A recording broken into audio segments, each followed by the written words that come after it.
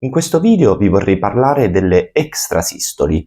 Si tratta di un'aritmia, di un disturbo del ritmo cardiaco che è molto frequente e molto spesso causa di preoccupazioni. Ricapitolando, abbiamo detto che le extrasistoli sono un disturbo aritmico molto frequente, sono avvertite come un battito irregolare o un battito mancante o ancora uno sfarfallio, una sensazione di vuoto a livello del torace. Si dividono in extrasistoli sopraventricolari della parte alta del cuore, che sono praticamente sempre benigne, e extrasistoli ventricolari che vanno un attimino indagate e studiate, ma anche queste molto spesso non sono patologiche. Il loro trattamento prevede la correzione di quegli stili di vita che abbiamo magari in maniera non corretta, fino ad arrivare ad una terapia o anche all'ablazione transcatetere per le aritmie e le extrasistoli ventricolari.